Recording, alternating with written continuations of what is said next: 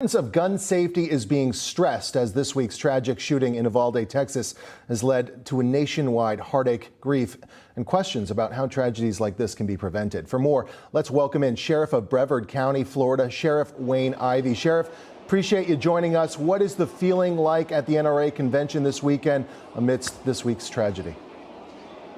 Well, obviously, everyone here, has their thoughts and prayers with those that were impacted by this tragedy in Texas. And, these are great American people that understand that the Second Amendment was put in place to give citizens the ability to protect themselves and certainly to extend to protect their families. So those that are here are respectful. They are looking at this tragedy and wanting to make sure that we're doing everything as a society that we can to stop something like this from happening again. And when you look at you need to meet violence with violence or you're going to be violently killed aspect, we know what it takes to protect our schools, to protect our children. And as you said, safety is vital, awareness, all of those things are right here at this conference and being talked about.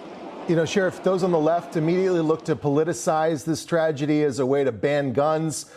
What is the conversation at the NRA convention when it comes to solutions? We're hearing things like we need better security mechanisms on doors, more police at schools. What solutions are you hearing about? Well, I think all of those are important. There's not one single measure that you can put in place that's going to protect our schools. The totality of all of those together, the security measures of using technology, the security of having single access entries to our schools, having school resource deputies on our schools, school resource officers. But it also extends to having every possible person on that campus take part in protecting those children, protecting our teachers.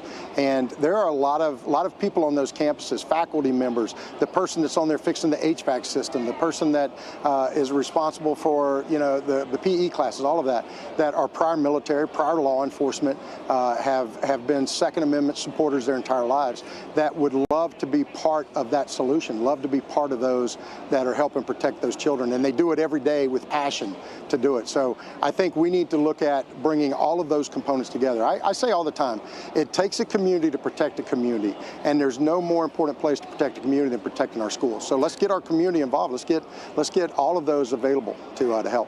Sheriff, plainly spoken, is it time to start arming teachers, arming gym teachers, math teachers? Should the folks who work inside these schools be armed? Well, when we talk about teachers, that's usually specific to the classroom, and that's not my first-round draft pick. My first-round draft pick for helping us protect those schools are the faculty, those that are moving around the campus in all different capacities. PE teachers, the maintenance person that's on there, custodian, the librarian.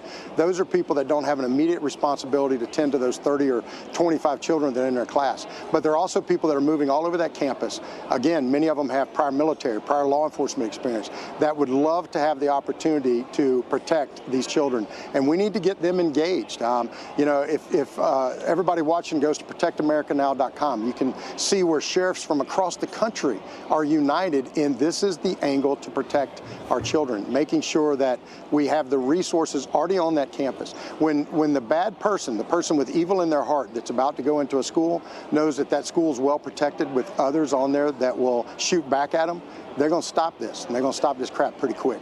Sheriff, you've been in law enforcement for over 3 decades now and served as sheriff in your county when the high school shooting in Parkland, Florida took place not too long ago. Talk about how a tragedy like this impacts an entire state. What are the folks in Texas feeling right now? Yeah, so, Parkland was 3 hours south of our county. It happened in Broward, and we're Brevard, same coast, a little bit north. But you're right, Mike, it impacts everybody across the state, everybody across the country. We start Monday morning quarterbacking, looking at what we could have done differently in security measures.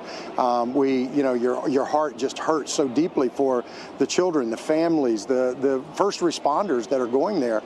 And it has far-reaching tentacles. For our state, it put measures in place place that allowed others to be, school security specialists or school guardians, as we call them, to be on those campuses and help us protect. It extended having school resource deputies and officers on those campuses.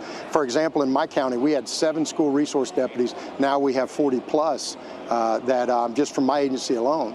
So, it has far-reaching tentacles. And then when you see something like this that happens in an elementary school, it only expands those tentacles. And our entire country is mourning. Certainly, everybody, is feeling the pain of this and the hurt of this. But what we have to do is respond to this. Those that are saying, take away people's guns, those are reactions. Those are emotional reactions.